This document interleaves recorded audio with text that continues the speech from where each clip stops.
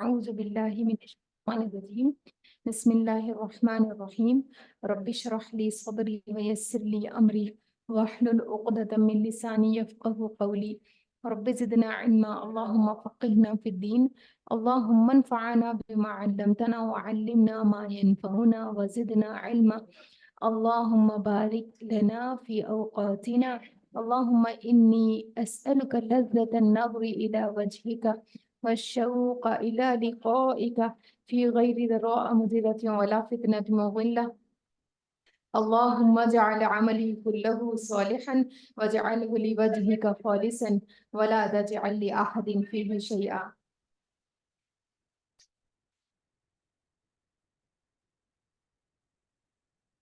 पारा नंबर 8 आयत नंबर 33 से।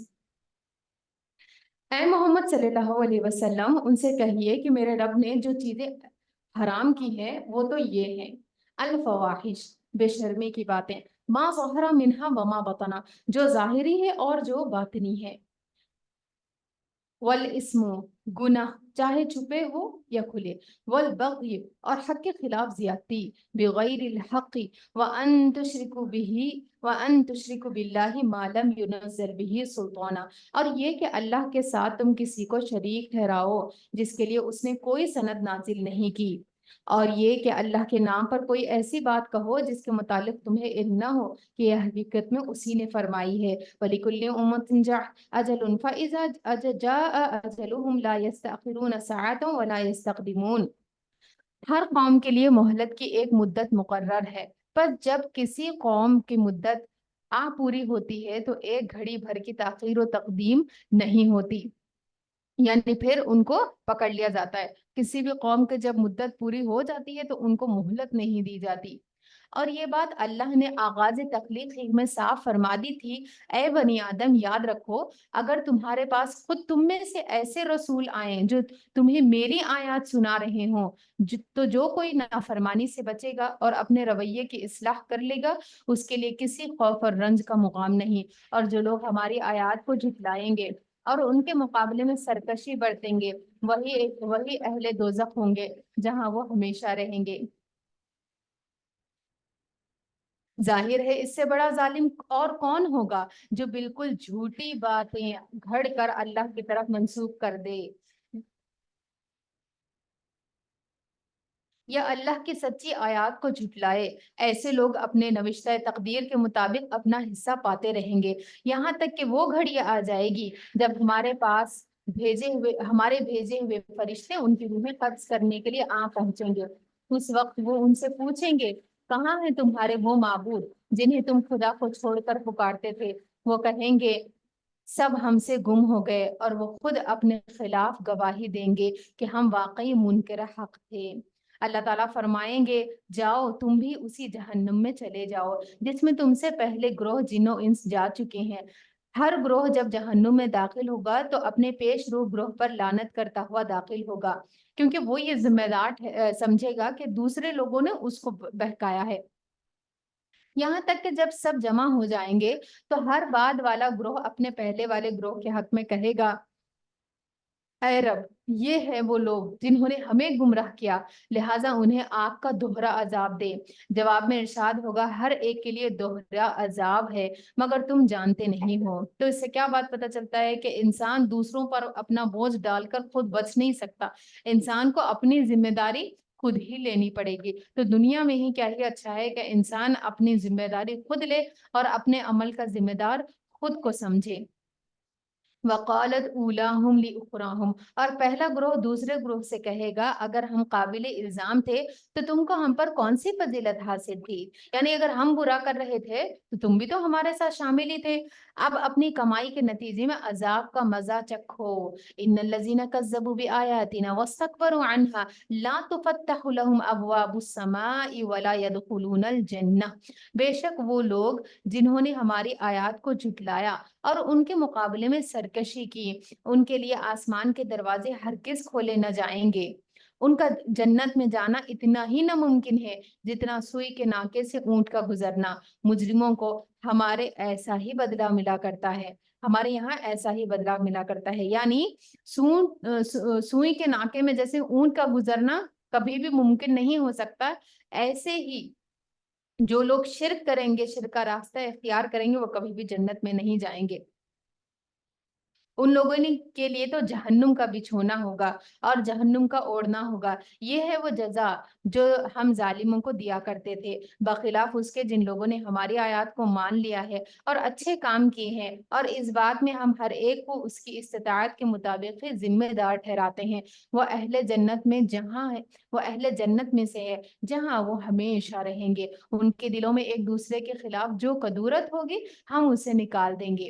یعنی جو لوگ دنیا میں، کیونکہ انسان جتنی بھی کوشش کرے نا، کوئی نہ کوئی چیز اس کو دل میں رہ ہی جاتی ہے، لیکن جنت میں جانے سے پہلے اللہ رب العالمین ان تمام چیزوں کو صاف کر کے جنت میں بھیجیں گے. ان کے دلوں میں ایک دوسرے کے خلاف جو کدورت ہوگی اسے ہم نکال دیں گے. ان کے نیچے نہریں بہتی ہوں گی. وہ کہیں گے سب تعریفیں اللہ کے لیے ہے جس نے ہمیں یہ راستہ دکھایا. ہم خود راہ نہ پا سکتے تھے اگر اللہ ہماری رہنمائی نہ کرتا. تو کیا بات پتہ چلتی ہے کہ اللہ رہنمائی کرتا ہے انسان کی، بس انسان کو لینے کی دیر ہے. ہمارے رب کے بھیجے ہوئے رسول واقعی حق ہی لے کر آئے تھے. اس وقت ندا آئے گی، یہ جنت جس کے تم وارث بنائے گئے ہو تمہیں ان اعمال کے بدلے میں ملی ہے جو تم کرتے رہے.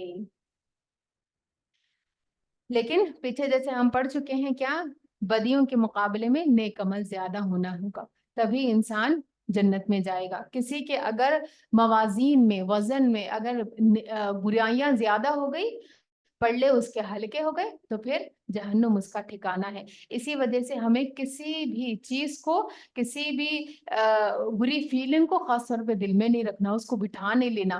حسد ہے، غیبت ہے، چغلی ہے، یہ تمام چیزیں دلوں کو میلا کرتی ہے اور پھر ہمارے عمل کے اوپر بھی اثر انداز ہوتی ہے.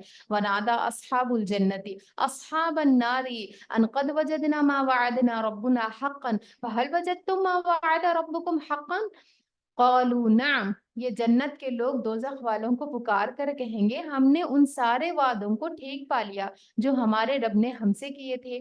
کیا تم نے بھی ان وعدوں کو ٹھیک پایا جو تمہارے رب نے کیے تھے؟ یعنی دوزخ میں جانے کا جو وعدہ تم سے کیا گیا تھا نافرمانی کی وجہ سے، کیا وہ تمہیں مل گیا؟ وہ جواب دیں گے ہاں. تب ایک پکارنے والا ان کے درمیان پکارے گا کہ خدا کی لعنت ان ظالموں پر جو اللہ کے راستے سے لوگوں کو روکتے اور اسے ٹیڑھا کرنا چاہتے تھے اور آخرت کے منکر تھے. یعنی جو خود بھی اللہ کے راستے سے روکتے تھے اور دوسروں کو بھی اللہ کے راستے سے، خود بھی اللہ کے راستے سے رکتے تھے اور دوسروں کو بھی اللہ کے راستے سے روکتے تھے، جس کی وجہ سے جنت سے وہ محروم ہو جائیں گے. ان دونوں گروہوں کے درمیان ایک اوٹ حائل ہوگی جس کی بلندیوں پر کچھ اور لوگ ہوں گے. یعنی یہاں پر اعراف کا ذکر ہے. یعنی جنت والے جنت میں چلے جائیں گے، جہنم والے جہنم میں چلے جائیں گے. کچھ لوگ ایسے ہوں گے جو نہ تو جنت میں جائیں گے نہ جہنم میں جائیں گے. اور وہ کون لوگ ہوں گے؟ یہ وہ لوگ ہوں گے جن کی نیکیاں اور بدیاں برابر ہوں گی. ہم نے پڑھا ہے نا پیچھے کہ کیا وزن میں تولا جائے گا، ہر چیز تولی جائے گی، ہر عمل تولا جائے گا. تو ایک نیکی کی وجہ سے بھی کیا ہوگا؟ پلڑا ہلکا ہو جائے گا اور پلڑا بھاری ہو جائے گا. یہاں پر آراف والوں کے ساتھ میں کیا ہوگا کہ ان کی نیکیاں اور برائیاں بالکل برابر ہوگی. حدیث میں یہاں تک کی بات آتی ہے کہ کوئی چھوٹی سی نیکی، چھوٹے سے وزن، انڈے کے مانند نیکی، ٹھیک ہے، اس کے وزن سے بھی فرق آ جائے گا. چھوٹی سی بالکل ذرہ برابر نیکی سے بھی وزن میں فرق آ جائے گا. یا تو پلڑا جھک جائے گا یا پلڑا اٹھ جائے گا. تو یہ وہ لوگ ہوں گے جن کے پلڑے بالکل برابر ہوں گے. تو اب ان کا فیصلہ نہیں کیا جائے گا. جنت والے جنت میں بھیج دیے جائیں گے، جہنم والے جہنم میں بھیج دیے جائیں گے، اور ان کو اللہ تعالیٰ انتظار میں رکھ دیں گے پورے حشر کا میدان تک کے، پوری خلقت کا، جب تک کہ فیصلہ نہ ہو جائے. تو کتنی انتظار ویسے بھی کتنا مشکل ہوتا ہے نا انسان کے لیے. دنیا میں سب سے، ڈاکٹر کے پاس آپ جائیے اپوائنٹمنٹ کے لیے، اگر آپ کو 4 گھنٹے بٹھا دیا جائے تو کتنا مشکل وہ وقت لگتا ہے. وہ بیماری سے زیادہ تکلیف دہ انتظار کا وقت لگنے لگتا ہے. تو یہاں پر کیا ہوگا کہ یہ لوگ کیا ہوں گے؟ ڈرے ہوئے ہوں گے بہت زیادہ، کہیں ایسا نہ ہو کہ ہمیں جہنم میں ڈال دیا جائے. ساتھ میں پھر امید بھی ہوگی کہ کہیں کہ اللہ رب العالمین ہم پر رحم فرمائے گا، ہم جنت میں جائیں گے. آگے وہی بات آ رہی ہے کہ وہ ہر ایک کو اس کے قیافے سے پہچان لیں گے. یعنی جنت کی طرف دیکھیں گے تو جنت والوں کو پہچان لیں گے، جہنم کی طرف دیکھیں گے تو جہنم والوں کو پہچان لیں گے. اور جنت والوں سے پکار کر کر کہیں گے سلامتی ہو تم پر، یہ لوگ جنت میں داخل تو نہیں ہوئے لیکن اس کے امیدوار ہوں گے۔ یعنی اللہ رب العالمین کا فیصلہ کتنا زیادہ انصاف والا ہے نا۔ تو ہمیں کس چیز کی دوڑ لگانی ہے، ہمیں کیا کرنا ہے، کرنے کا کام کیا ہے؟ آراف پر ٹھہرنا ہے جہاں نیکیاں اور برائیاں دونوں برابر ہے، اور پوری خلقت کا 50,000 سال، ایک تو پہلے تو حساب کے لیے انسان ٹھہرے گا، اس کے بعد حساب شروع ہوگا۔ حساب شروع ہوگا تو آدھے دن کے اندر سب کا حساب ہو جائے گا، لیکن اس میں بھی سب کے حساب کے ہونے کے بعد میں آراف والوں کی باری آئے گی۔ تو آراف تو کون لوگ ٹھہریں گے؟ جن کی نیکیاں اور بریاں برابر ہوں گی، اور جن کی برائیاں زیادہ ہوں گی وہ کہاں جائیں گے؟ جہنم میں۔ اور جن کی نیکیاں زیادہ ہوں گی، جن سے اللہ راضی ہوگا، یقیناً جنت ان کا ٹھکانہ ہے۔ تو ہمیں ایک نیکی کو بھی یہ نہیں سوچنا کہ حقیر ہے، ہو سکتا ہے کہ وہ ایک ہی نیکی ہو جو ہمارے پلڑے کو بھاری کر دے اور ہم جنت میں پہنچ جائیں۔ اور جب ان کی نگاہیں دوزخ والوں کی طرف پھریں گی تو کہیں گے اے رب ہمیں ان ظالم لوگوں میں شامل نہ کرنا۔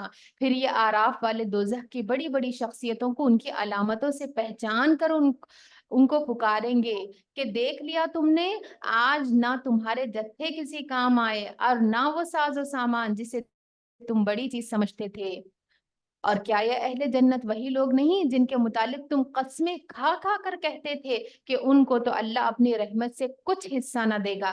یعنی وہ لوگ جو خاص طور پہ صحابہ میں سے تھے، جو غریب تھے، جیسے بلال حبشی ہو گئے، اس طریقے سے دوسرے صحابہ ہو گئے، جب وہ ایمان لاتے تھے نا تو سرداران دیکھ کے کہتے تھے، جیسے آج لوگ بھی کہتے ہیں، جو لوگ دین کی طرف ہوتے ہیں، حلال کا رزق کماتے ہیں، حرام کی طرف نہیں جاتے، تو جو لوگ دنیا میں کسی حد کا پاس نہیں رکھتے تو وہ لوگ کیا کہتے ہیں، اچھا ان کو ملے گی جنت، یہ تو غریب ہے، فقیر لوگ ہیں، ان کے پاس دنیا نہیں ہے تو جنت کہاں سے ملے گی، آخرت ان کے لیے کہاں سے ہوگی، یہ اللہ کے چنے ہوئے۔ تو اس طریقے کے لوگ یہ صرف اس دور میں نہیں ہے، ہر دور میں تھے، اور اس دور میں بھی لوگ کیا کہا کرتے تھے صحابہ کو دیکھ کر کہ یہ لوگ ہیں، ان کو اللہ نے چنا ہے، ان کے پاس دنیا میں کھانے کے لیے کھانا نہیں ہے، نعوذ باللہ، اس طریقے کی بری بری باتیں کرتے تھے۔ تو آراف والے انہی جہنمیوں کو جو جنتیوں کو دنیا میں نام رکھتے تھے، ان کو پکار کر کہیں گے دیکھا نہیں کہ تمہارا انجام کیا ہوا ہے، تم ان لوگوں کے بارے میں قسمیں کھا کھا کر کہتے تھے کہ اللہ ان کے اوپر کبھی رحمت نہیں کرے گا۔ اور کیا یہ اہل جنت وہی لوگ نہیں ہیں جن کے متعلق تم قسمیں کھا کھا کر کہتے تھے کہ ان کو تو اللہ اپنی رحمت میں سے کچھ حصہ نہ دے گا؟ آج انہیں سے کہا گیا داخل ہو جاؤ جنت میں، تمہارے لیے نہ خوف ہے نہ رنج ہے۔ اسی لیے کبھی بھی کسی کے انفلوئنس میں نہیں آنا۔ ہو سکتا ہے کہ وہ انفلوئنس ہمیں کیا ہے، جہنم کی طرف لے کر جائے۔ کبھی بھی لوگوں کے رویوں کو، لوگوں کے طریقوں کو، لوگوں کے اعمال کو نہیں دیکھنا۔ ہو سکتا ہے کہ وہ عمل ہمارے لیے خسارے کا سبب بن جائے۔ ہمیشہ عمل کرنے کے لیے اپنے سامنے رکھنا ہے تو اپنے اسلاف کو رکھنا ہے، صحابہ اور صحابیات کو رکھنا ہے، ہمارے نبی صلی اللہ علیہ وسلم کی زندگی کو رکھنا ہے، ازواج مطہرات کو رکھنا ہے کہ آپ لوگوں نے دنیا میں کیسی زندگی گزاری اور آپ کا پھر انجام کیسا ہوا۔ کیونکہ اگر ہم دنیا میں، جو لوگ دنیا میں فی الوقت ہم یہ دیکھتے ہیں کہ اچھا ان کے پاس مال زیادہ ہے، ان کے پاس دنیا میں وسائل زیادہ ہے، ان کے پاس زیادہ چیزیں ہیں تو یہ اللہ کے چہیتے ہیں، ورنہ ان کے پاس یہ ساری چیزیں نہ ہوتی۔ تو دنیا کے آرامیوں کے اوپر اگر ہم لوگوں کو دیکھ کر ان سے انفلوئنس ہو کر ویسا عمل کرنے لگتے ہیں تو ہو سکتا ہے کہ انسان خسارے میں پڑ جائے۔ اور دوزخ کے لوگ جنت والوں کو پکاریں گے کہ تھوڑا سا کچھ پانی ہم پر بھی ڈال دو، یا جو رزق تمہیں اللہ نے دیا ہے اسی میں سے کچھ پھینک دو۔ وہ جواب دیں گے اللہ نے یہ دونوں چیزیں ان منکرین حق پر حرام کر دی ہے، یعنی اب کھانا پینا کچھ نہیں مل سکتا۔ جنہوں نے اپنے دین کو کھیل تماشا بنا لیا تھا، یعنی سزا ہے اللہ رب العالمین کی طرف سے۔ دین کوئی کھیل تماشے کی چیز ہے ہی نہیں، دین بہت ہی سنجیدہ معاملہ ہے، لیکن انسان کیا سمجھتا ہے، سب سے جس چیز کو ہلکا لیا جاتا ہے وہ کیا ہے، دین کو لیتا ہے۔ باقی دنیاوی معاملات ہے، کھانا بنانا ہے، شادیاں ہیں، باقی ساری چیزیں ان کو تو بہت اہم سمجھتا ہے، لیکن جہاں پر بات آتی ہے حصول علم کی، دین پر چلنے کی، سچائی کی، صدق کی، تو اس کو کیا سمجھتا ہے انسان کہ یہ تو ٹھیک ہے، کرے بھی تو ٹھیک ہے، نہ بھی کرے تو کون سی بڑی بات ہے۔ تو اللہ کیا کہتا ہے کہ جنہوں نے اپنے دل کو کھیل تماشا بنا لیا تھا اور جنہیں دنیا، یعنی جب دل کرتا تھا تو عمل کر دیتے تھے، جب دل نہیں کرتا تو بالکل ہی سرے سے ہی چھوڑ دیتے تھے، جب دل کرتا تو کوئی چیز اللہ رب العالمین کی خاطر آگے بڑھا دیتے، جب دل نہیں کرتا تو بالکل بخیل بن جاتے تھے، اور جنہیں دنیا کی زندگی میں فریب میں مبتلا کر رہا تھا۔ کہیں میں اور آپ تو نہیں ہے ایسے کہ جب ہمارا دل کرتا ہے تو پھر عمل کر لیتے ہیں، اور جب عمل دل نہیں کرتا تو پھر دل پر چلتے ہیں، موڈ پر چلتے ہیں، گھر والوں پر چلتے ہیں۔ لیکن ایک مومن جس کا اللہ رب العالمین نے شرح صدر کر دیا ہو، وہ موڈ پر اور دل پر اور حالات پر نہیں چلتا، وہ ہمیشہ سیدھے راستے پر استقامت کے ساتھ چلتا رہتا ہے۔ اور کیوں انہوں نے دنیا کو کھیل تماشا بنا لیا تھا، کیا دین کو کھیل تماشا بنا لیا تھا؟ کیا وجہ تھی؟ جنہیں دنیا کی زندگی نے فریب میں مبتلا کر رہا تھا، یعنی دنیا کا مال و متاع دیکھ کر بھول گئے تھے کہ آخرت بھی کوئی چیز ہے، حساب بھی کوئی چیز ہے، واپس بھی جانا ہے۔ اللہ فرماتا ہے آج بھی انہیں اسی طرح بھلا دیں گے، جس طرح آج بھی ہم انہیں اسی طرح بھلا دیں گے جس طرح وہ اس دن کی ملاقات کو بھولے رہیں اور ہماری آیات کا انکار کرتے رہیں۔ تو آخرت کب یاد رہتی ہے؟ جب ایسے لوگوں کے بیچ میں رہیں گے جو آخرت کے لیے اپنی زندگی جی رہے ہیں، جن کا مقصد اور محور آخرت ہے، جن کا گول لائف میں کیا ہے؟ آخرت میں کامیابی ہے۔ اگر ہم ایسے لوگوں کے بیچ میں رہیں گے اور ان کی باتوں سے ہمیشہ متاثر ہوتے رہیں گے، جن کا مقصد ہی دنیا ہے، جن کی صبح دنیا سے شروع ہو کر رات دنیا پر ختم ہو رہی ہے، تو ایسے لوگوں میں آخرت کیسے یاد رہے گی؟ سیکھنے کی چیز کیا ہے؟ بات یہ نہیں ہے کہ دنیا کا حصول غلط ہے، اچھے کپڑے پہنے نہیں جا سکتے، اچھی چیزیں استعمال نہیں کی جا سکتی، بات وہ نہیں ہے۔ آپ اچھے سے اچھا کھا سکتے ہیں، پہن سکتے ہیں، پی سکتے ہیں، لیکن ان تمام چیزوں میں دین کو ہلکا نہیں سمجھنا چاہیے۔ یہ نہیں سوچنا چاہیے کہ دین کے اوپر عمل کرنا بھی ٹھیک ہے، علم حاصل کرنا بھی ٹھیک ہے، جھوٹ بولنا بھی ٹھیک ہے، سچ بولنا بھی ٹھیک ہے، دھوکہ دینا بھی ٹھیک ہے، نہ دینا بھی ٹھیک ہے۔ یہ جو مائنڈ سیٹ ہے نا، پھر یہ خسارے کی طرف لے جاتا ہے۔ نبی صلی اللہ علیہ وسلم نے فرمایا اپنے اور جہنم کے درمیان پردہ لٹکائے رکھو، اپنے اور جہنم کے درمیان پردہ لٹکائے رکھو، اوٹ رکھو، اگرچہ وہ کھجور کے ایک ٹکڑے کا صدقے کی صورت میں ہی کیوں نہ ہو، تو صدقہ جہنم کی آگ کو دور کرتا ہے۔ رسول اللہ صلی اللہ علیہ وسلم نے فرمایا تم میں سے ہر ایک سے عنقریب اللہ تعالیٰ اس طرح بات کرے گا، اس کے اور اللہ تعالیٰ کے درمیان کوئی ترجمان نہ ہوگا۔ وہ اپنے دائیں جانب دیکھے گا تو اسے وہی کچھ نظر آئے گا جو اس نے آگے بھیجا، اور اپنے بائیں جانب دیکھے گا تو اسے وہی کچھ نظر دکھائی دے گا جو اس نے آگے بھیجا، یعنی جو عمل کر کے آگے بھیجے ہوں گے نا، وہی اپنے نامہ اعمال میں اس کو دکھ رہا ہوگا۔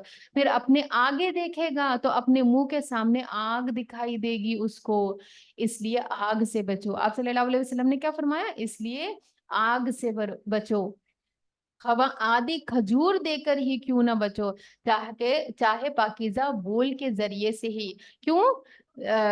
اچھی بات بھی کیا ہے؟ صدقہ۔ تو اچھی بات کرنا بھی کیا ہے؟ جنت میں لے جاتا ہے انسان کو۔ تو اگر کچھ نہیں کر سکتے، دینے کے لیے کچھ نہیں ہے، میرے پاس کوئی مال نہیں ہے، کوئی اور چیز نہیں ہے، تو کم سے کم جس چیز کو زندگی میں لازم پکڑنا ہوا کیا ہے؟ قولوا للناس حسنا، لوگوں سے اچھی بات کرنا بھی کیا ہے؟ جنت میں لے جاتا ہے انسان کو۔ اور حسن اخلاق کیا ہے؟ یہ حسن اخلاق قیامت کے دن نامہ اعمال میں سب سے زیادہ وزنی ہوگا، حتیٰ کہ روزوں، نمازوں، تمام عبادات سے بھی زیادہ وزنی کیا ہے؟ ایک انسان کا حسن اخلاق ہوگا، اچھا اخلاق ہوگا۔ تو کبھی بھی اس کو ہلکا نہیں سمجھنا چاہیے۔ ہم ان لوگوں کے پاس ایک ایسی کتاب لیے آئے ہیں جس کو ہم نے علم کی بنا پر مفصل بنایا ہے، اور جو ایمان لانے والوں کے لیے ہدایت اور رحمت ہے۔ اب یہ لوگ کیا اس کے بعد کسی اور بات کے منتظر ہیں کہ وہ انجام سامنے آ جائے جس کی یہ کتاب خبر دے رہی ہے؟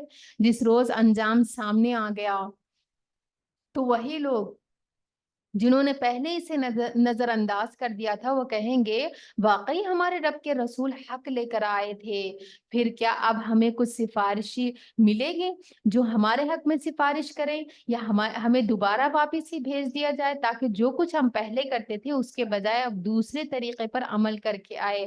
یعنی کیا ہے؟ واپس جانا چاہیں گے وہاں پر۔ انہوں نے اپنے آپ کو خسارے میں ڈال دیا تھا، اور وہ سارے جھوٹ جو انہوں نے گھڑ رکھے تھے آج ان سے گم ہو گئے۔ इन्ना रब्बकुमुल्लाहुल्लज़ी खलक़स समावाति वल अर्द फी सित्तति अय्याम, दर हकीकत तुम्हारा रब अल्लाह ही है जिसने आसमानों और जमीन को 6 दिनों में पैदा किया। सुम्मा stवा अलल अर्श, फिर अर्श की तरफ मुतवज्जे हुआ।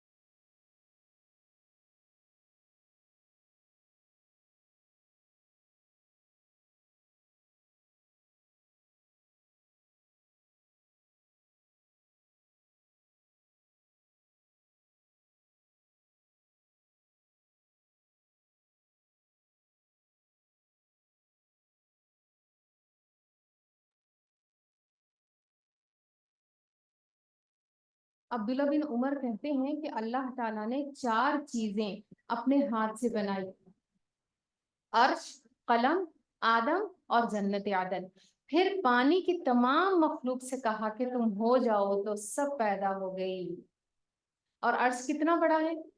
एक रिवायत में आता है कि कुर्सी जो अल्लाह रब्बुल आलमीन कहते हैं ना, जिसका जिक्र किसमें आता है, आयतुल कुर्सी में आता है। उसके बारे में क्या कहते हैं? कुर्सी अल्लाह ताला का जो फुट स्टूल है, अर्श की असल मिकदार और कद्र को अल्लाह के सिवा कोई भी नहीं जानता। तो वो कुर्सी जो है ना, वो कितनी बड़ी है? आसमान और जमीन उसके सामने हल्ले के मानिंद है। इतनी बड़ी कुर्सी है अल्लाह रब्बुल आलमीन की, जो कि अल्लाह रब्बुल आलमीन का फुट स्टूल है, पैर रखने की जगह है। और अर्श फिर उसके मुकाबले में कितना बड़ा है, जिसके सामने हदीस में ये बात आती है, मफहूम है हदीस का, कि कुर्सी अर्श के मुकाबले में छल्ले की मानी, जैसे बड़ा सा रेगिस्तान और उसमें छोटा सा छल्ला। तो सोचें कि फिर वो रब्बुल आलमीन की जात कितनी वसी और कितनी बड़ी जात है, जो अर्श का मालिक है।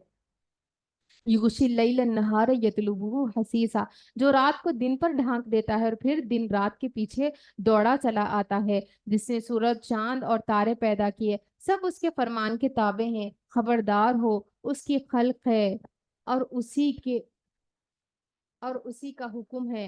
बड़ा बाबरकत है अल्लाह, सारे जहानों का मालिक और परवरदिगार। अपने रब को पुकारो गिड़गिड़ाते हुए और चुपके चुपके, वह हद से गुजरने वालों को पसंद नहीं करता। जमीन में फसाद बर्पा न करो जबकि उसकी इस्लाह हो चुकी, और अल्लाह ही को पुकारो खौफ के साथ और तमा के साथ। यकीनन अल्लाह की रहमत नेक किरदार लोगों से करीब है। यानी अल्लाह रब्बुल आलमीन की रहमत नेक किरदार लोगों से करीब है। तो चुपके चुपके अल्लाह रब्बुल आलमीन को पुकारना चाहिए। यहाँ पर क्या है, अल्लाह ताला क्या कह रहे हैं कि दुआ मांगो, अल्लाह ताला से दुआएं मांगना चाहिए। और नेकी जो है ना इंसान की, वो दुआओं की कबूलियत का जरिया बनती है। जैसे कि मिसाल के तौर पर नमाज हो गई, हमारा सदका खैरात हो गया, बाकी चीजें हो गई, ठीक है, बाकी नेक अमाल हो गए। तो वो दुआ जो नेक अमल के बाद की जाती है, कुरान पाक की तिलावत के बाद की गई दुआ, तो कोई भी नेक अमल करने के बाद में अगर हम अल्लाह रब्बुल आलमीन से दुआ करते हैं, तो ज्यादा इम्कानात है कि वो दुआएं कबूल होंगी। तो यहाँ पर अल्लाह ताला क्या कहते हैं, जमीन में फसाद बर्पा न करो जबकि उसकी इस्लाह हो चुकी, और अल्लाह ही को पुकारो खौफ के साथ और तमा के साथ। यकीनन अल्लाह की रहमत नेक किरदार लोगों से करीब है। और वो अल्लाह ही है जो हवाओं को अपनी रहमत के आगे आगे खुशखबरी के लिए भेजता है। फिर जब वो पानी से लदे हुए बादल उठा लेती हैं, तो उन्हें किसी मुर्दा सरजमीन की तरफ हरकत देता है, और वहां बारिश बरसा कर उस मरी हुई जमीन में से तरह तरह के फल उगा लाता है। देखो, इस तरह हम मुर्दों को हालत मौत से निकालते हैं, शायद कि तुम इस मुशाहिदे से सबक लो। جو زمین اچھی ہوتی ہے وہ اپنے رب کے حکم سے خوب پھل لاتی ہے، اور جو زمین خراب ہوتی ہے اس میں سے ناقص پیداوار کے سوا کچھ نہیں نکلتا۔ اس طرح ہم نشانیوں کو بار بار پیش کرتے ہیں ان لوگوں کے لیے جو شکر گزار ہوتے ہیں۔ تو آسمان سے بارش برستا ہے جس سے مردہ زمین کو اللہ رب العالمین زندہ کر دیتے ہیں۔ تو قرآن بھی کیا ہے، وحی بھی کیا ہے، اللہ رب العالمین کی طرف سے بارش کی طرح ہے جو انسان کے دل پر پڑتی ہے۔ جو دل اچھا ہوتا ہے، جو دل صاف ہوتا ہے، پھر یہ اس کے اندر جب داخل ہوتی ہے تو پھل اور پھول لے کر آتی ہے، ٹھیک ہے، وہ عمل کی صورت میں نظر آتی ہے۔ لیکن جو دل اندر سے گندا ہو، جس نے اپنے آپ کو صاف ہی نہ کیا ہو، جس نے اپنے آپ کا تزکیہ ہی نہ کیا ہو، اس کے اوپر قرآن پھر اثر نہیں کرتا۔ جو قرآن کو عمل کی نیت سے نہیں لیتا، پھر اس کو قرآن سننے کا بھی کوئی فائدہ نہیں ہوتا۔ جیسے کہ خراب زمین صرف ناقص پیداوار لاتی ہے، ویسے ہی وہ انسان جو قرآن کو عمل کی نیت سے نہیں پڑھتا، تو پھر اس کے اندر بھی کوئی تبدیلی نہیں آتی۔ لقد ارسلنا نوحا الى قومه فقال یا قوم اعبدوا اللہ ما لکم من الہ غیرہ۔ ہم نے نوح علیہ السلام کو اس کی قوم کی طرف بھیجا، اس نے کہا اے برادران قوم، اللہ کی بندگی کرو، اس کے سوا تمہارا کوئی الہ نہیں، میں تمہارے حق میں ایک ہولناک دن کے عذاب سے ڈراتا ہوں۔ اس کی قوم کے سرداروں نے کہا ہم کو تو یہ نظر آتا ہے کہ تم صریح گمراہی میں مبتلا ہو۔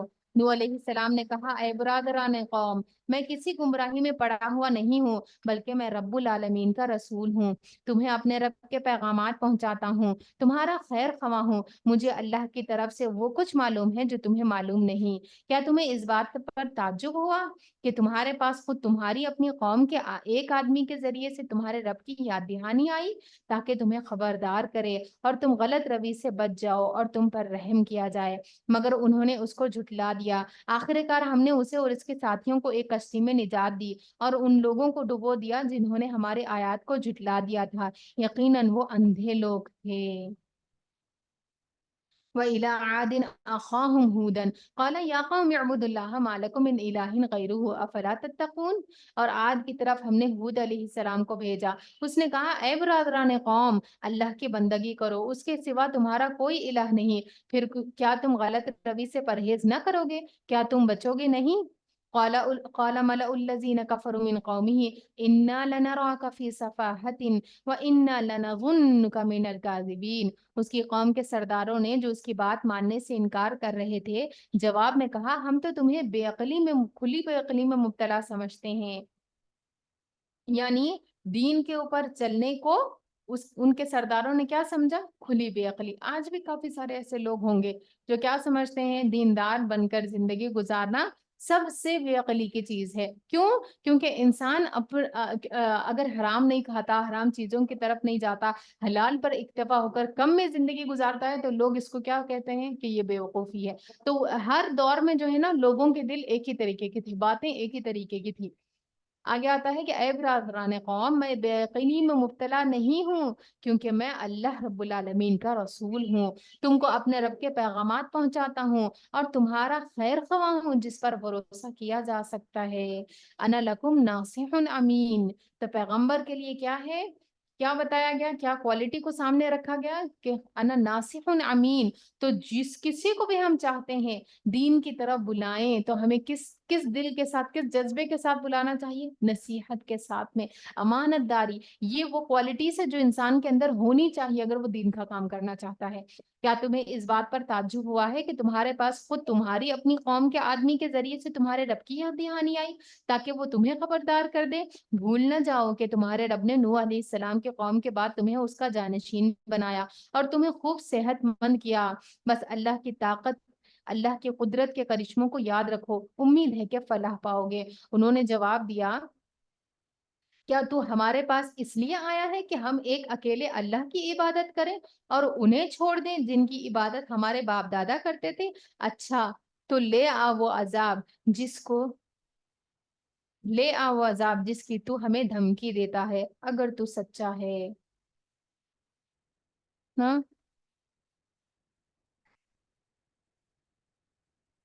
جی۔ اس نے کہا تمہارے رب کی پھٹکار تم پر پڑ گئی ہے اور اس کا غضب ٹوٹ پڑا ہے، کیا تم مجھ سے ان ناموں پر جھگڑتے ہو جو تم نے اور تمہارے باپ دادا نے رکھ لیے ہیں، جن کے لیے اللہ نے کوئی سند نازل نہیں کی؟ یعنی مشرکین مکہ جو تھے نا، وہ جیسے ہم پیچھے پڑ چکے ہیں، کیا ہے، بتوں کی پوجا کرتے تھے، سورج کی، چاند کی، ہر چیز کو رب بنا لیتے تھے۔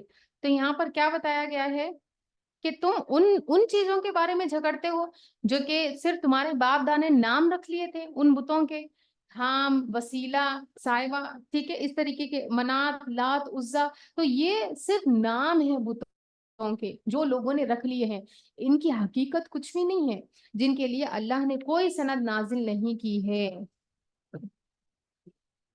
یعنی اللہ کے جو پیغمبر آئے تھے انہوں نے اس طریقے کی کوئی باتیں بھی نہیں بتائی۔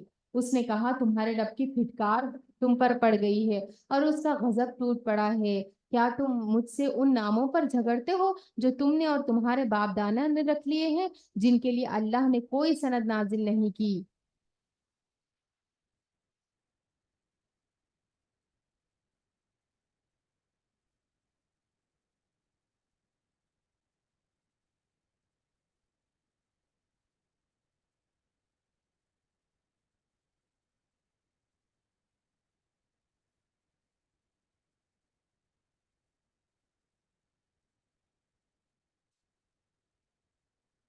جن کے لیے اللہ نے کوئی سند نازل نہیں کی۔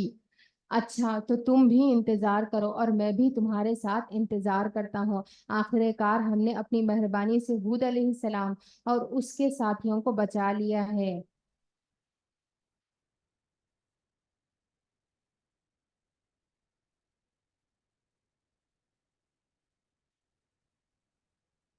اچھا تو تم بھی انتظار کرو اور میں بھی تمہارے ساتھ انتظار کرتا ہوں، آخر کار ہم نے اپنی مہربانی سے ہود علیہ السلام اور اس کے ساتھیوں کو بچا لیا اور ان لوگوں کی جڑ کاٹ دی جو ہماری آیات کو جھٹلا چکے تھے اور ایمان لانے والے نہ تھے۔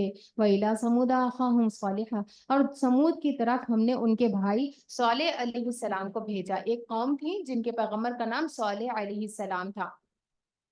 صالح علیہ السلام نے کہا اے برادران قوم، اللہ کی بندگی کرو، اس کے سوا تمہارا کوئی اللہ نہیں، کوئی معبود نہیں، تمہارے پاس تمہارے رب کی طرف سے کھلی دلیل آ گئی ہے، یہ اللہ کی اونٹنی تمہاری لیے ایک نشانی کے طور پر ہے، لہٰذا اسے چھوڑ دو کہ اللہ کی زمین میں چرتی پھرے، اس کو کسی برے ارادے کے ساتھ ہاتھ نہ لگانا ورنہ ایک دردناک عذاب تمہیں آ لے گا۔ یاد کرو وہ وقت جب اللہ نے قوم عاد کے بعد تمہیں اس کا جانشین بنایا اور تم کو زمین میں یہ منزلت بخشی کہ آج تم اس کے ہموار میدانوں میں عالی شان محل بناتے ہو اور اس کے پہاڑوں کو مکانات کی شکل میں تراشتے ہو۔ یعنی سمود کے پاس جو اللہ رب العالمین نے طاقت دی تھی، وہ کیا کرتے تھے، اس طاقت سے بڑے بڑے پہاڑ کو بھی تراش کے گھر بنا دیتے تھے اور بہت ہی خوبصورت گھر بناتے تھے۔ بس اس کی قدرت کے کرشموں سے غافل نہ ہو جاؤ اور زمین میں فساد نہ برپا کرو۔ یعنی انسان کو اللہ رب العالمین جب کوئی طاقت دے، کوئی صلاحیت دے، بہت ممکن ہوتا ہے کہ وہ اس کو پا کر تکبر میں مبتلا ہو جائے، اس کو پا کر ہٹ دھرمی میں مبتلا ہو جائے، انا کا شکار ہو جائے۔ تو ہمیں کیا کرنا ہے، ہمارے پاس بھی جو صلاحیت ہے اللہ رب العالمین نے ہمیں دی ہے، اگر ہمیں بولنا اچھا آتا ہے، لکھنا اچھا آتا ہے، پڑھنا اچھا آتا ہے، کھانا بنانا اچھا آتا ہے، کوئی بھی صلاحیت جو اللہ رب العالمین نے ہمیں دی ہے، تو ہمیں اس پر اللہ رب العالمین کے شکر گزار ہونا چاہیے، نہ کہ اس کو اپنا فن یا اپنی کاریگری سمجھنا چاہیے۔ اس کی قوم کے سرداروں نے جو بڑے بنے ہوئے تھے، کمزور طبقے کے ان لوگوں سے جو ایمان لائے تھے، کہا کیا تم واقعی یہ جانتے ہو کہ صالح اپنے رب کا پیغمبر ہے؟ انہوں نے جواب دیا بے شک جس پیغام کے ساتھ وہ بھیجا گیا ہے اسے ہم مانتے ہیں۔ اس بڑائی کے مدعیوں نے کہا جس چیز کو تم نے مانا ہے ہم اس کے منکر ہیں۔ پھر انہوں نے اس اونٹنی کو مار ڈالا اور پوری سرکشی کے ساتھ اپنے رب کے حکم کی خلاف ورزی کر گزرے اور صالح علیہ السلام سے کہہ دیا کہ لے آؤ وہ عذاب جس کی تو ہمیں دھمکی دیتا ہے اگر تو واقعی پیغمبروں میں سے ہے۔ یعنی انسان جب حق سے پھر جاتا ہے، جب اپنے آپ کو بڑی چیز سمجھنے لگتا ہے، تو پھر کیا کرتا ہے، جانتے بوجھتے انکار کر بیٹھتا ہے۔ اب ان لوگوں کو معلوم ہو گیا تھا کہ وہ جو اونٹنی ان کے مطالبے پر اللہ نے بھیجی ہے وہ یقیناً اللہ ہی کی طرف سے ہے، لیکن چونکہ ماننا نہیں چاہتے تھے تو اس وجہ سے صاف انکار کر دیا۔ پھر انہوں نے اس اونٹنی کو مار ڈالا، خود ہی مانگا تھا اللہ سے معجزہ، لیکن خود ہی مار ڈالا اور پوری سرکشی کے ساتھ اپنے رب کے حکم کی خلاف ورزی کر گزرے۔ اور صالح علیہ السلام سے کہہ دیا لے آؤ عذاب جس کی تم ہمیں دھمکی دیتے ہو اگر تم واقعی پیغمبروں میں سے ہو۔ آخر کار ایک دہلا دینے والی آفت نے انہیں آ لیا اور وہ اپنے گھروں میں اوندھے پڑے کے پڑے رہ گئے، اور صالح علیہ السلام یہ کہتے ہوئے اس بستی سے نکل گئے، اے میری قوم، میں نے اپنے رب کا پیغام تمہیں پہنچا دیا اب، اور میں نے خود تیری بہت خیر خواہی کی، لیکن میں کیا کروں کہ تمہیں اپنے خیر خواہ پسند ہی نہیں ہے۔ اس کے بعد لوط علیہ السلام کا واقعہ ہے۔ وَلُوطًا إِذْ قَالَ لِقَوْمِهِ أَتَأْتُونَ الْفَاحِشَةَ، لوط علیہ السلام کی قوم نے کیا کیا تھا؟ اور لوط علیہ السلام کو ہم نے پیغمبر بنا کر بھیجا۔ پھر یاد کرو جب اس نے اپنی قوم سے کہا کیا تم ایسے بے حیا ہو گئے ہو کہ وہ فحش کام کرتے ہو جو تم سے پہلے دنیا میں کسی نے نہیں کیا تھا۔ یہ کیا کرتے تھے لوط علیہ السلام کی قوم؟ مرد سے تعلقات بناتے تھے، عورتوں کو چھوڑ دیتے تھے۔ تم عورتوں کو چھوڑ کر مردوں سے اپنی خواہش پوری کرتے ہو۔ حقیقت یہ ہے کہ تم بالکل ہی حد سے گزر جانے والے لوگ ہو، یعنی ایسا کرنا حرام ہے۔ لوط علیہ السلام کی قوم اس فعل میں مبتلا تھی، اور آج امت محمد صلی اللہ علیہ وسلم کی قوم بھی اسی فعل میں مبتلا ہو چکی ہے۔ اللہ تعالیٰ ہمیں محفوظ رکھے۔ وما كان جواب قومه الا ان قالوا اخرجوهم من قريتكم انهم اناس يتطهرون، جب نصیحت کی گئی کہ ایسا کیوں کرتے ہو، عورتوں کو چھوڑ کر غیر فطری چیز میں کیوں مبتلا ہوتے ہو، تو قوم نے کیا جواب دیا؟ مگر اس کی قوم کا جواب اس کے سوا کچھ نہ تھا کہ نکالو ان لوگوں کو اپنی بستیوں سے، بڑے پاکباز بنتے ہیں۔ آخر کار ہم نے لوط علیہ السلام اس کے گھر والوں کو سوائے اس کی بیوی کے جو پیچھے رہ جانے والوں میں سے تھی بچا کر نکال دیا، اور اس قوم پر برسائی ایک بارش، پھر دیکھو کہ ان مجرموں کا کیا انجام ہوا۔ تو ہومو سیکشوالٹی جو ہے، مرد کا مرد سے، عورت کا عورت سے تعلق، یہ حرام ہے، یہ بہت برا فعل ہے۔ اس تعلق کی وجہ سے اس قوم پر ایسا عذاب آیا تھا جو کسی اور قوم پر شاید ہی جس کا تصور بھی ملتا ہے۔ تو اس کے بارے میں قول بھی آتا ہے، ابن عباس رضی اللہ عنہ کہتے ہیں کہ اگر ایسا مجرم پکڑا جائے تو اس کو اونچے پہاڑ پر لے جا کر وہاں سے دھکا مار کر اس کو پھینک دیا جائے۔ کیا وجہ ہے؟ کیونکہ یہ جو بیماری ہے نا، یہ پھیلتی ہے اور یہ غیر فطری طریقہ ہے۔ انسان کی زندگی جینے کا طریقہ نہیں ہے کہ مرد مرد سے تعلقات بنائے، عورت عورت سے تعلقات بنائے۔ وَإِلَى مَدْيَنَ أَخَاهُمْ شُعَيْبًا، اور مدین والوں کی طرف ہم نے ان کے بھائی شعیب علیہ السلام کو بھیجا۔ قَالَ يَا قَوْمِ اعْبُدُوا اللَّهَ مَا لَكُم مِّنْ إِلَٰهٍ غَيْرُهُ، اس نے کہا اے برادران قوم، اللہ کی بندگی کرو، اس کے سوا تمہارا کوئی الہ نہیں ہے۔ قَدْ جَاءَتْكُمْ بَيِّنَةٌ مِّن رَبِّكُمْ، تمہارے پاس تمہارے رب کی طرف سے صاف رہنمائی آ گئی ہے، لہٰذا وزن اور پیمانے پورے کرو۔ اس قوم کے اندر کیا خرابی تھی؟ وزن میں، پیمانوں میں کمی کرتی تھی، ناپ تول میں کمی میں مبتلا تھی شعیب علیہ السلام کی قوم۔ انہوں نے کیا نصیحت کی؟ لہٰذا وزن اور پیمانے پورے کرو، لوگوں کو ان کی چیزوں میں گھاٹا نہ دو، یعنی پیسے پورے لے کر چیز کم تول کر نہ دو، اور زمین میں فساد برپا نہ کرو، کیونکہ انسان جب ایسا کرتا ہے نا، پیسے تو آپ پورے لے رہے ہیں لیکن چیز کم دے رہے ہیں، حق تو اپنا پورا لے رہے ہیں لیکن جو سامنے والے کا حق ہے وہ آپ پورا اس کو نہیں دے رہے، تو پھر یہ چیز کیا ہے؟ فساد برپا کرتی ہے۔ اور زمین میں فساد برپا نہ کرو جبکہ اس کی اصلاح ہو چکی، اسی میں تمہارے لیے بھلائی ہے اگر تم واقعی مومن ہو۔ اور ہر راستے پر رہزن بن کر نہ بیٹھ جاؤ کہ لوگوں کو خوف زدہ کرنے اور ایمان لانے والوں کو خدا کے راستے سے روکنے لگو اور سیدھی راہ کو ٹیڑھا کرنے کے درپے ہو جاؤ۔ یاد کرو وہ زمانہ جب کہ تم تھوڑے تھے، پھر اللہ نے تمہیں بہت کر دیا، اور آنکھیں کھول کر دیکھو کہ دنیا میں مفسدوں کا کیا انجام ہوا۔ اگر تم میں سے ایک گروہ اس تعلیم پر جس کے ساتھ میں بھیجا گیا ہوں ایمان لاتا ہے اور دوسرا ایمان نہیں لاتا، تو صبر کے ساتھ دیکھتے رہو یہاں تک کہ اللہ ہمارے درمیان فیصلہ کر دے، اور وہی سب سے بہتر فیصلہ کرنے والا ہے۔ تو کیا بات پتہ چلتی ہے؟ کہ جو انسان برا کرتا ہے اس کا انجام بھی پھر برا ہی ہوتا ہے۔ پارہ نمبر 9۔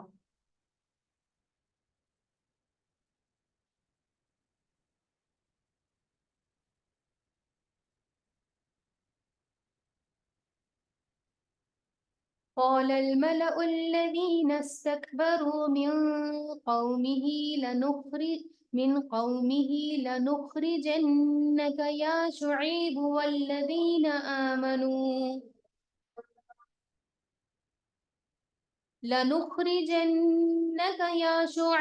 والذين آمنوا معك من قريتنا أو لتعدن في ملتنا قال أولو كنا كارهين قد افترينا على الله كذبا إن عدنا في ملتكم بعد إذ نجانا الله منها وما يكون لنا أن نعود فيها إلا أن يشاء الله إلا أن يشاء الله ربنا وسع ربنا كل شيء علما على الله توكلنا ربنا افتح بيننا وبين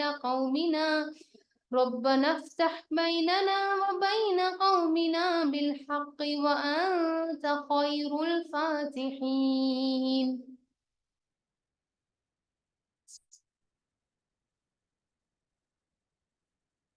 قال الملأ الذين استكبروا من قومه لنخرجنك يا شعيب والذين آمنوا معك من قريتنا أو لتعدن في ملتنا قال أولو कुन्ना कारिहीन। शोएब अलैहिस्सलाम की कौम के सरदारों ने जो अपनी बड़ाई के घमंड में मुब्तला थे इससे कहा, यानी शोएब अलैहिस्सलाम से कहा कि ऐ शोएब हम तुझे और उन लोगों को, क्यों शोएब अलैहिस्सलाम उनको रोक रहे थे ना, किस बात से, नाप तोल में कमी करने से और रास्तों को काटने से, तो इन बुराइयों से रोक रहे थे। तो कौम ने क्या कहा, है शोएब हम तुझे और उन लोगों को जो तेरे साथ ईमान लाए हैं इस बस्ती से निकाल देंगे, वरना तुम लोगों को हमारी मिल्लत में वापस आना होगा। शोएब अलैहिस्सलाम ने जवाब दिया, क्या जबरदस्ती हमें फेरा जाएगा, खवा हम राजी ही ना हो, हम अल्लाह पर झूठ गढ़ने वाले होंगे अगर तुम्हारी मिल्लत में पलट आए, जबकि अल्लाह हमें उससे निजात दे चुका है, हमारे लिए तो उसकी तरफ पलटना अब किसी तरह मुमकिन नहीं, इल्ला ये कि अल्लाह हमारा रब ऐसा ही चाहे। हमारे रब का इल्म हर चीज पर हावी है, उसी पर हमने एतमाद कर लिया। ऐ हमारे रब ऐ हमारे रब हमारे और हमारी कौम के दरमियान ठीक ठीक फैसला फरमा दे, और तू ही बेहतरीन फैसला करने वाला है। तो शोएब अलैहिस्सलाम की जो कौम थी वो अल्लाह ताला के इनकारी थे, मुजरिम थे, अल्लाह ताला के अहकामात को मानने वाले नहीं थे। अल्लाह ताला को मानती थी लेकिन अल्लाह के अहकामात को नहीं मानती थी, अपनी मर्जी करती थी। अल्लाह ने जो अहकाम भेजे हैं, नापतोल में कमी नहीं करना, लोगों का हक उनको पूरा देना, वो मानने वाली न थी। हलाल को हराम, हराम को हलाल, नाजायज को जायज, जायज को नाजायज, अपनी ख्वाहिशात पर जिंदगी बसर कर रही थी। और क्या कहती थी, जैसे कि आज के दौर में भी क्या कहा जाता है कि अगर हम नापतोल में कमी नहीं करेंगे, अगर हम डंडी नहीं मारेंगे, अगर हम इंसाफ के साथ बेचेंगे तो फिर ऐसे तिजारत नहीं होती। लोग ये कहते हैं ना, आज भी यही चीज है कि लोग क्या कहते हैं, इंसाफ के साथ अगर आप तिजारत करेंगे तो फिर घाटा है, आप कभी जिंदगी में आगे बढ़ ही नहीं सकते। तो ये कौम की भी यही जहनियत थी, क्योंकि तिजारत पे जो है ना ये दीन का हिस्सा है, तिजारत भी इबादत है, और उसमें भी हुदूद और कुयूद है जो हमें बताए गए हैं। तो हम अपनी मर्जी नहीं कर सकते, ये तो मुमकिन ही नहीं कि हम तुम्हारी धमकियों में आकर तुम्हारे तरीके पर चलने वाले बन जाएं और अल्लाह की बात छोड़ दें। उस पर उन्होंने अल्लाह सुब्हानहू व तआला से दुआ की, रब्बना अफ्तह बैनना व बैन कौमिना बिल हक़ व अंत खैरुल फातिहीन। ऐ हमारे रब हमारे और हमारी कौम के दरमियान ठीक ठीक फैसला कर दे, और तू ही बेहतरीन फैसला करने वाला है। यानी उन्होंने मामले को अल्लाह के सुपुर्द कर दिया। वक़ाल अल मलअ अल्लज़ीना कफ़रू मिन क़ौमिही लइन इत्तबअतुम शुअयबन इन्नकुम इज़न लखासिरून। एक तो खुद तो भटक ही रहे थे, बल्कि कौम को भी क्या कर रहे थे, इनकी बात ना मानना। अगर इनकी बात, जैसे आजकल कुछ लोग होते हैं ना, क्या करते हैं, खुद तो गलत काम करेंगे ही करेंगे, अगर कोई इंसान हलाल की तरफ आना चाहे, हलाल में जिंदगी बसर करना चाहे तो क्या कहेंगे, उनकी बात सुनते हैं आप, अगर उनकी बात सुने तो फिर बराबर हो गई जिंदगी, है ना। تو یہ بالکل یہی ذہنیت تھی. کیا کہتے ہیں ان کی قوم کے سرداروں نے جو ان کی بات ماننے سے انکار کر چکے تھے آپس میں کہا اگر تم نے شعیب کی پیروی قبول کر لی تو برباد ہو جاؤ گے. کیونکہ ان کی ذہنیت کیا تھی کہ جب تک تجارت میں دھوکہ نہ دیا جائے تب تک ہم کامیاب نہیں ہو سکتے, تب تک ہماری تجارت پھل پھول نہیں سکتی. مگر ہوا یہ کہ ایک دہلا دینے والی آفت نے ان کو آ لیا اور وہ اپنے گھروں میں اوندھے پڑے کے پڑے رہ گئے. تو اللہ کا عذاب آتا ہے نا جب انسان خود ساختہ دین بنا کر اسی کو صحیح سمجھ کر اس پر زندگی گزرتا ہے تو پھر وہی عذاب کا شکار بھی ہوتا ہے. جن لوگوں نے شعیب علیہ السلام کو جھٹلایا وہ ایسے مٹے کہ گویا کبھی ان کے گھروں میں بسے ہی نہ تھے. شعیب علیہ السلام کو جھٹلانے والے ہی آخرکار برباد ہو کر رہے. اور کہا جاتا ہے کہ یہ جو بربادی ہے یہ آس پاس کے علاقوں میں بھی بہت مشہور ہے. جیسے کہ فرعون کی بربادی کو آج تک ہم جانتے ہیں, اس کی لاش کو بھی کافی سارے لوگوں نے دیکھا ہوگا. ٹھیک ہے, تو یہ جو بربادی تھی نا ان کی شعیب علیہ السلام کی قوم کے انکار کی وجہ سے جو اللہ نے ان کو ہلاک کیا تھا یہ اس دور میں بہت زیادہ مشہور تھی. آس پاس کے تمام قبائل تمام شہر اس بربادی کو اچھی طریقے سے جانتے تھے. تو کیا بات پتہ چلتی ہے کہ ایسا کام جو کہ بظاہر دیکھنے میں لگ رہا ہو کہ بہت فائدے مند ہے, ناپ تول میں کمی کرنا بہت فائدے مند ہے, لیکن اس کے جو الٹیمیٹ اثرات ہے جو انجام ہے اس پر نظر نہ رکھنا یہ بہت ناسمجھی ہے. تو کوئی بھی کام بظاہر کتنا ہی اچھا کیوں نہ لگے, بظاہر کتنا ہی فائدے مند کیوں نہ لگے, یہ دیکھنا چاہیے کہ آیا اللہ اور اس کے رسول کے نظر میں اس کی کیا ویلیو ہے, شریعت ہمیں اس چیز کے بارے میں کیا بتاتی ہے. کیونکہ ایسا نہ ہو کہ ہم بظاہر ایک چیز کو اچھی سمجھے اور ہمارے لیے انجام کے اعتبار سے وہی بہت بری ثابت ہو. شعیب علیہ السلام کے جھٹلانے والے ہی آخرکار برباد ہو کر رہے. شعیب علیہ السلام یہ کہہ کر ان بستیوں سے نکل گئے, سمجھایا بہت سمجھایا, لیکن پھر بھی لوگوں نے ماننے سے انکار کر دیا تو پیغمبر بھی تنگ آ گئے اور وہاں سے نکل گئے. اے برادران قوم, میں نے اپنے رب کے پیغامات تمہیں پہنچا دیے ہیں اور تمہاری خیر خواہی کا حق ادا کر دیا. اب میں اس قوم پر کیسے افسوس کروں جو قبول حق سے انکار کرتی ہے. وما ارسلنا فی قریۃ من نبی الا اخذنا اہلها بالبأساء والضراء لعلهم يضرعون. کبھی ایسا نہیں ہوا کہ ہم نے کسی بستی میں نبی بھیجا ہو اور اس بستی کے لوگوں کو پچھلی پہلے سختی اور تنگی میں مبتلا نہ کیا ہو, اس خیال سے کہ شاید وہ عاجزی پر اتر آئیں. یعنی اللہ سبحانہ و تعالیٰ کا یہ طریقہ رہا ہے کہ لوگوں کو بڑی سزا دینے سے پہلے دو طریقے سے آزماتے ہیں, خوشحالی دے کر, تنگیوں کے ساتھ میں. پھر بھی اگر دونوں ہی حالات میں انسان اللہ کی طرف نہیں پلٹتا تو پھر پکڑ آ جاتی ہے. پھر ہم نے ان کی بدحالی کو خوشحالی میں بدل دیا, یہاں تک کہ وہ خوب پھلے پھولے اور کہنے لگے کہ ہمارے اسلاف پر بھی اچھے اور برے دن آتے ہی رہے. آخرکار ہم نے انہیں اچانک پکڑ لیا اور انہیں خبر تک نہ ہوئی. حالانکہ یہ اللہ رب العالمین کی کیا تھا, قانون استدراج تھا.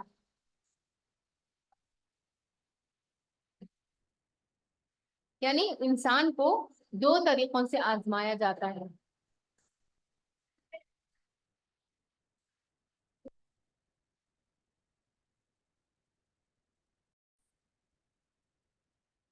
تو انسان کو دو طریقوں سے اللہ تعالیٰ آزماتے ہیں, ایک ہے خوشحالی کے ذریعے سے, دوسرا ہے تنگیوں کے ذریعے سے. انسان خوشحالی والے حالات کو کبھی آزمائش سمجھتا ہی نہیں ہے. تنگیوں کو تو پھر بھی انسان کیا سمجھتا ہے کہ یہ آزمائش ہے اللہ تعالیٰ کی طرف سے میرے اوپر جو تنگ حالات آئے ہیں. لیکن خوشحالیاں بھی کیا ہے, یہ اللہ تعالیٰ کا قانون استدراج ہے کہ ایک انسان کو جب تنگی کی حالت دے کر اللہ رب العالمین آزماتے ہیں اور وہ ان میں نہیں سمجھتا تو پھر اللہ تعالیٰ اس کو ڈھیل دے دیتے ہیں, اس کی زندگی میں خوشحالیاں دے دیتے ہیں. اور پھر وہ خوشحالی کو کیا سمجھتا ہے, اللہ کی رضا, اللہ میرے سے راضی ہے نا اسی لیے میرے حالات اچھے ہو گئے. اور پھر وہ مزید اپنا جو عمل ہے اس کو تبدیل ہی نہیں کرتا. مثال کے طور پر اگر کوئی انسان دھوکے دے رہا تھا, ٹھیک ہے, غلط بزنس کر رہا تھا, اللہ تعالیٰ نے اس کو پکڑ لیا, کوئی بڑا لاس ہو گیا, کوئی اس کی زندگی میں بڑا حادثہ ہو گیا, ٹھیک ہے. اب اس نے کیا سمجھا کہ چلیں تھوڑی دیر کے لیے سہم گیا, عاجز ہو گیا, باز آ گیا اس چیز سے. لیکن اب جیسے جیسے حالات پھر سے اچھے ہو گئے تو پھر کیا ہے, پھر کیا سمجھتا ہے, یہ تو لاس اور گین یہ تو ہونے والی چیز ہے نا, آتی جاتی چیزیں ہیں. اور پھر اپنے ہی وہی رویے پر جمع رہا. حالت تبدیل ہو گئی تو پھر کیا کیا؟ پہلے جیسے ہی ہو گئے، بلکہ اس سے بھی بدتر ہو گئے. کیا سمجھے؟ کیا سمجھتا ہے کہ یہ جو میرے حالات اچھے ہو گئے نا، یہ اس لیے اچھے ہو گئے کیونکہ یہ تو زندگی ہے نا، اچھے برے حالات تو چلتے رہتے ہیں، تو اس کو پکڑ نہیں سمجھتا.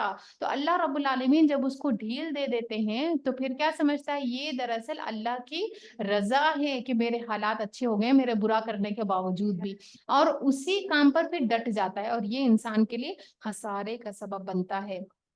صحابہ کرام رضوان اللہ علیہم اجمعین جب اچھے حالات آتے، جب اللہ تعالیٰ کی طرف سے کوئی مصیبت نہیں آتی، ٹھیک ہے، تو کیا سمجھتے تھے؟ کہیں ایسا تو نہیں ہے کہ ہمارے اللہ تعالیٰ نے اچھے حالات کے ذریعے سے پکڑ کر لی، اچھے حالات ہمارے پر ڈال دیے.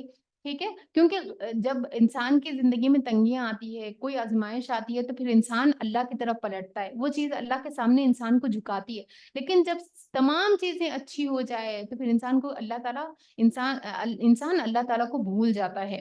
اللہ سبحانہ و تعالیٰ نے فرمایا، حدیث میں آتا ہے، میری عزت کی قسم میں اپنے بندے پر 2 امن جمع نہیں کرتا ہوں اور نہ ہی 2 خوف. 2 امن جمع نہیں کرتا ہوں اور نہ ہی 2 خوف.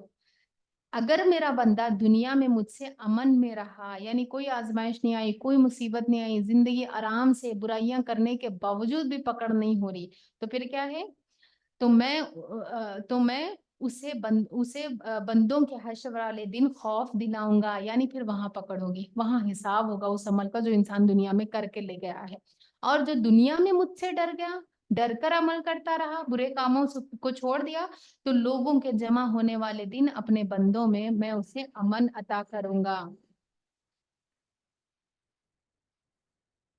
اور کیا ان لوگوں کو جو سابق اہل زمین کے بعد زمین کے وارث ہوتے ہیں، اسی امر واقعی نے کچھ سبق نہیں دیا کہ اگر ہم چاہیں تو ان کے قصوروں پر انہیں پکڑ سکتے، اور ہم ان کے دلوں پر مہر لگا دیتے ہیں، پھر وہ کچھ نہیں سنتے. یہ قومیں جن کے قصے ہم تمہیں سنا رہے ہیں، ان کے رسول ان کے پاس کھلی کھلی نشانیاں لے کر آئے، مگر جس چیز کو وہ ایک دفعہ جھٹلا چکے تھے پھر اسے وہ ماننے والے نہ تھے. دیکھو اس طرح ہم منکرین حق کے دلوں پر مہر لگا دیتے ہیں. ہم نے ان میں سے اکثر میں کوئی پاس عہد نہ پایا، بلکہ اکثر کو فاسق پایا.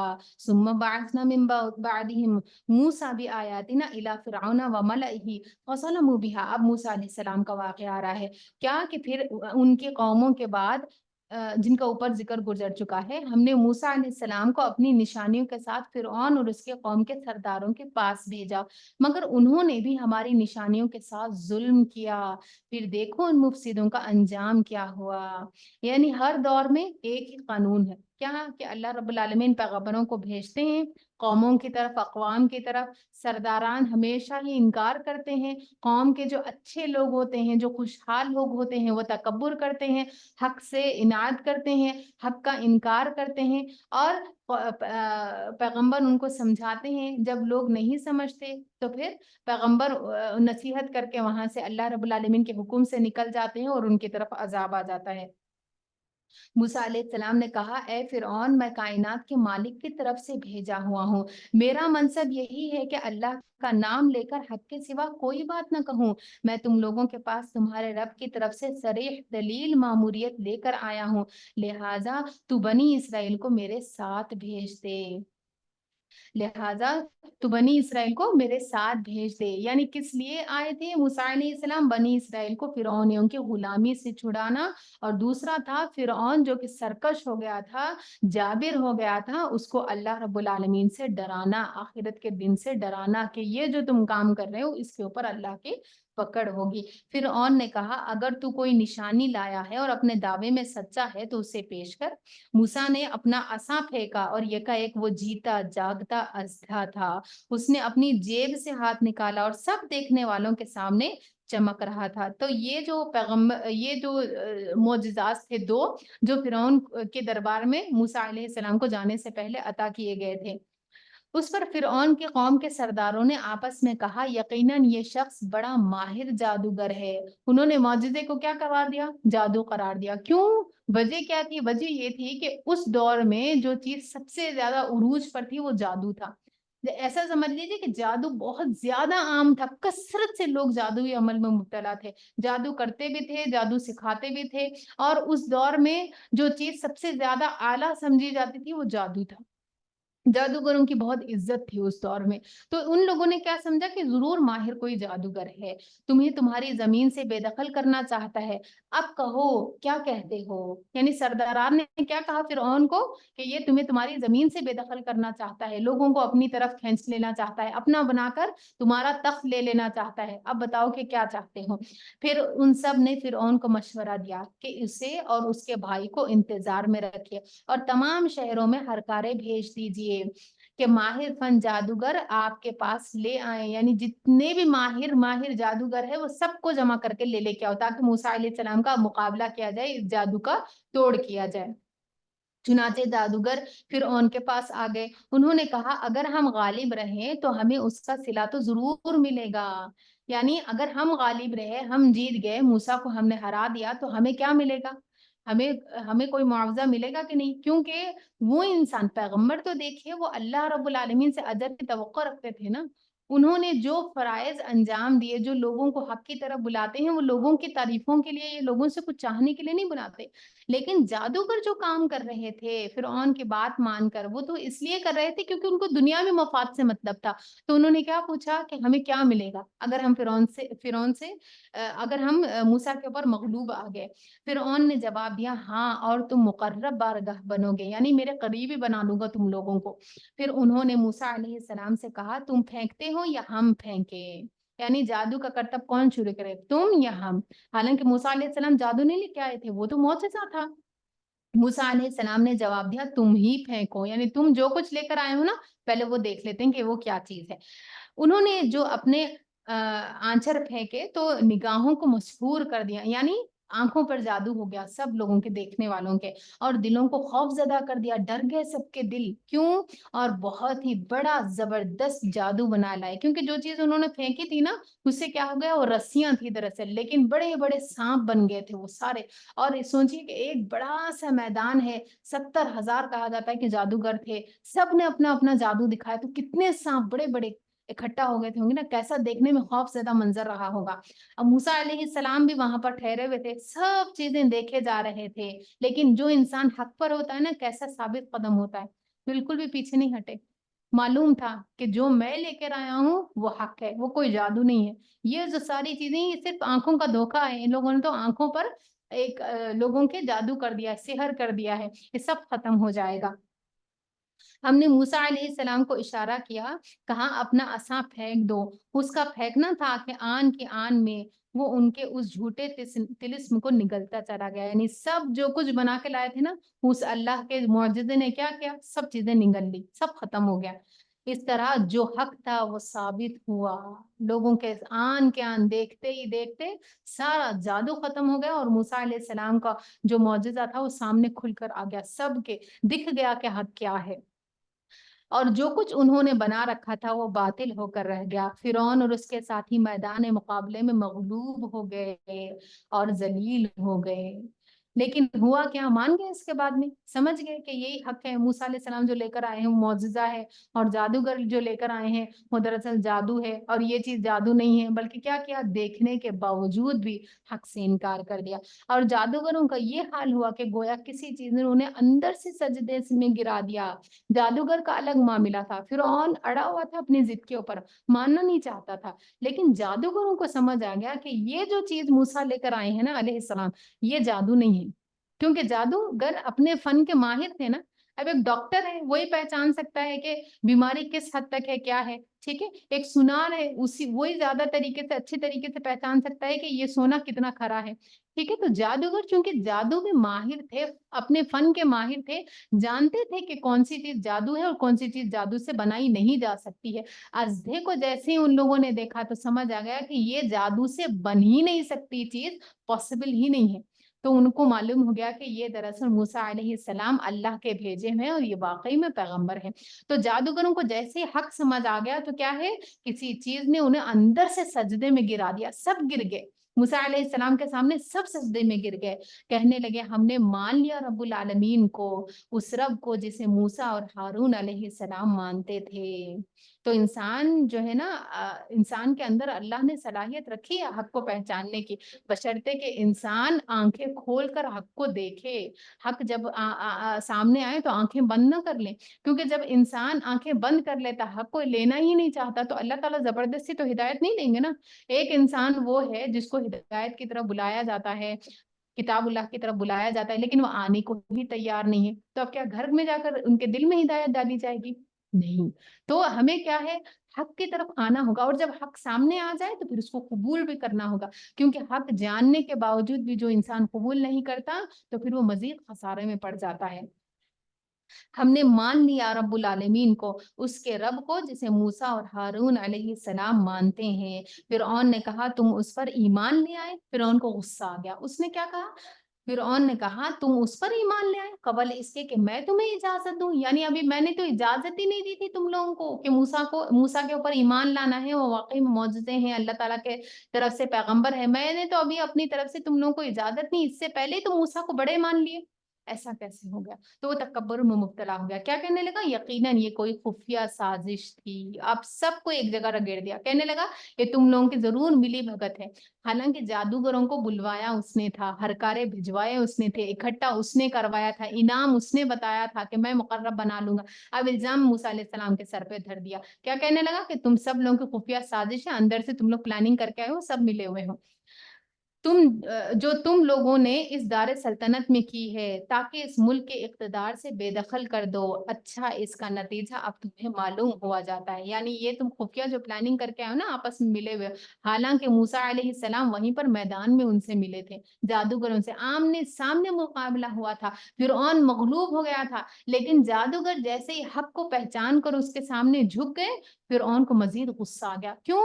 کیونکہ وہ کیا چاہتا تھا؟ دنیا چاہتا تھا، وہ کیا چاہتا تھا؟ کرسی چاہتا تھا، اس کا ڈر سارا یہی تھا کہ میری کرسی نہ چلی جائے۔ بعض دفعہ ایسا ہی ہوتا ہے نا، انسان حق کا انکار کیوں کرتا ہے؟ جانتے بوجھتے جھوٹ کا ساتھ کیوں دیتا ہے، ناحق کا ساتھ کیوں دیتا ہے؟ اپنی کرسی نہ جائے، اپنا بڑپن نہ جائے، تو یہ جو چیز ہے نا جو انسان کرتا ہے یہ اسی کے لیے غلط ثابت ہوتی ہے۔ تو فرعون دیکھے کیا ہوا اس کے ساتھ، کہ فرعون نے کہا کہ تم اس سے پہلے کہ میں تمہیں اجازت دیتا ایمان لے آئے، ہاں یقیناً یہ کوئی خفیہ سازش تھی جو تم لوگوں نے اس دار سلطنت میں کی تاکہ اس کے مالکوں کو اقتدار سے بے دخل کر دو، اچھا اس کا نتیجہ اب تمہیں معلوم ہوا جاتا ہے، میں تمہارے ہاتھ پاؤں مخالف سمتوں سے کٹوا دوں گا، یعنی دایاں ہاتھ بایاں پاؤں، ٹھیک ہے، جیسے کہ رائٹ ہینڈ اور لیفٹ پیر ایسے مخالف سمتوں سے کٹوا دوں گا، یعنی نہ جی سکے انسان نہ مر سکے، اور اس کے بعد تم کو سولی پر چڑھا دوں گا، صرف اتنا ہی نہیں ہے بلکہ سولی پر چڑھا دوں گا، یعنی بہت سخت دھمکی دینے لگا جادوگروں کو، انہوں نے سولی، پھانسی، انہوں نے جواب دیا بہرحال ہمیں پلٹنا اپنے رب ہی کی طرف ہے، جادوگروں کا بھی ایمان دیکھے، جب انسان کے دل میں حق اندر تک سرایت کر جاتا نا، پھر وہ کسی دھمکی سے نہیں ڈرتا، کسی کی لعنت اور ملامت اور کسی چیز سے نہیں ڈرتا، تو جادوگروں نے کیا جواب دیا، ہمیں تو ویسے اگر تو ایسے مارنا ہے تو مار دے، جانا تو اللہ ہی کے پاس ہے نا مر کے، تو جس بات پر ہم سے انتقام لینا چاہتا ہے وہ اس کے سوا کچھ نہیں کہ ہمارے رب کی نشانیاں جب ہمارے سامنے آ گئی تو ہم نے انہیں مان لیا، ربنا افرغ علینا صبرا وتوفنا مسلمین، حالات تنگ ہو گئے، فرعون ستانے پر تلا ہوا ہے، جانتے بوجھتے ستا رہا ہے، تو جادوگروں نے کیا کیا؟ فوراً اللہ کی طرف رجوع کیا، اللہ سے مدد چاہی، کیا؟ ربنا افرغ علینا صبروں، اے اللہ میں ثابت قدمی رکھنا، ہم فرعون کے اس دھمکی کی وجہ سے ڈر کر تیرے دین سے نہ دور ہٹ جائیں، ربنا افرغ علینا صبروں، اے رب ہم پر صبر کا فیضان کر دے، صبر کو انڈیل دے ہمارے اوپر، وتوفنا مسلمین، اور ہمیں اس حالت میں فوت کرنا کہ ہم تیرے فرما بردار ہو، ہم مسلمان ہوں۔ تو عام حالات میں جو ہے نا جب انسان کی زندگی گزرتی رہتی ہے، آرام سے انسان کام کرتا رہتا ہے، روزہ بھی کر لیتا ہے، نماز بھی پڑھ لیتا ہے، باقی سارے بھی کام کر لیتا ہے، لیکن جب اصل امتحان کب ہوتا ہے؟ جب تنگیاں آتی ہیں انسان کے، پارا اینڈ نہیں کرنا ہے آج، ہاں، تو کیا ہے؟ اصل امتحان کب ہوتا ہے؟ جب تنگیاں آتی ہیں. تنگیاں آنے کے باوجود بھی جو انسان تنگی سے ڈر کر دین کے راستے کو نہیں چھوڑتا ہے نا، دراصل وہی کامیاب ہوتا ہے. تو کوئی بھی زندگی میں مسئلہ ہو جائے، کوئی بھی پریشانی آ جائے، کسی طریقے سے بھی ہلا مارے جائیں، کبھی بھی دین کے راستے کو نہیں چھوڑنا، کیونکہ الٹیمیٹ کامیابی اسی کے اندر ہے. آگے آتا ہے وقال الملأ من قوم فرعون اتذروا موسى وقومه ليفسدوا في الارض ويذرك وآلهتك قال سنقتل ابناءهم ونستحيي نساءهم وانا فوقهم قاهرون. فرعون سے اس کی قوم کے سرداروں نے کہا کیا تو موسیٰ علیہ السلام اور اس کی قوم کو یوں ہی چھوڑ دے گا کہ وہ ملک میں فساد پھیلائیں؟ کیا تو موسیٰ اور اس کی قوم کو یوں ہی چھوڑ دے گا کہ ملک میں فساد پھیلائیں؟ کیوں؟ ڈر کس چیز کے تھا؟ ڈر اس چیز کا تھا ان کو کہ کہیں ایسا نہ ہو کہ جادوگروں کا ایمان قبول کرنا دیکھ کر ساری قوم کی قوم باغی ہو جائے. اسی وجہ سے فرعون نے ڈر کر کیا کہا؟ جادوگروں کو کہا کہ اگر تم لوگ ایمان لے کر آئے گئے، موسیٰ کا ساتھ دیا تم لوگوں نے، تو پھر میں تم کو ایسی اور ایسی سزا دوں گا، تاکہ جو عام پبلک ہے وہ بھی اس بات سے ڈر جائے کہ اگر ہم ایمان لائیں گے تو فرعون ہم لوگوں کو بھی نہیں چھوڑے گا. تو یہاں پر جو سیکھنے کی چیز وہ یہ ہے کہ جو اثر و رسوخ لوگ لگتے ہیں نا، جیسے مثال کے طور پر کوئی انسان ایسا ہے جس کی کوئی حیثیت نہیں ہے دنیا میں، نہ اس کے پاس کھانے کو کچھ ہے، نہ پہننے کو کچھ ہے، نہ ہی اس کی زندگی میں کوئی اثر ہے، نہ پڑھا لکھا ہے، کچھ بھی نہیں ہے. تو اب انسان کے ایسے انسان کی بات کی ویلیو ہوگی؟ کوئی خاص نہیں ہوگی. لیکن ایک وہ انسان ہے جو کسی پوزیشن پر ہے، ڈاکٹر ہے، دنیا کا پڑھا لکھا ہے، یا پھر سائنٹسٹ ہے، جب وہ کوئی بات بتاتا ہے نا تو پھر اس کو لوگ قبول کرتے ہیں. تو یہاں پر جادوگروں کے ایمان لانے سے فرعون کیوں ڈر گیا تھا؟ کیونکہ جادو جو تھا اس دور میں سب سے عروج پر چیز تھی، اور جادوگروں کو لوگ عزت کی نظر سے دیکھتے تھے، عزت کی نگاہوں سے دیکھتے تھے، کیونکہ وہ ایسا فن تھا جس کی لوگ خوب تعریف کرتے تھے، اور اس کے اوپر وہاں پر ماحول میں جو ہے نا بڑائی انسان کی بنتی تھی. تو یہاں پر موسیٰ علیہ السلام سے کیا کہا؟ کیا تو موسیٰ، سرداران نے فرعون سے کیا کہا؟ کیا تو موسیٰ اور اس کی قوم کو یوں ہی چھوڑ دے گا کہ ملک میں فساد پھیلائیں اور وہ تیری اور تیرے معبودوں کی بندگی چھوڑ بیٹھے؟ فرعون نے جواب دیا میں ان کے بیٹوں کو قتل کرواؤں گا. کیسی بدبختی ہے نا، حق جاننے کے باوجود بھی صرف اس لیے ماننے کے لیے تیار نہیں کہ میری سلطنت کہیں چلی نہ جائے، مجھ سے یہ جو مصر کی حکومت ہے یہ نہ چلی جائے، میں ان کے بیٹوں کو قتل کراؤں گا اور ان کی عورتوں کو جیتا رہنے دوں گا. ہمارے اقتدار کی گرفت ان پر مضبوط ہے. قال موسى لقومه استعينوا بالله واصبروا ان الارض لله يورثها من يشاء من عباده والعاقبة للمتقين. موسیٰ علیہ السلام نے اپنی قوم سے کہا اللہ سے مدد مانگو اور صبر کرو. پیچھے بھی ہم پڑھ چکے ہیں نا، صبر اور نماز سے مدد طلب کرنا ہے. تو تنگیوں کے حالات میں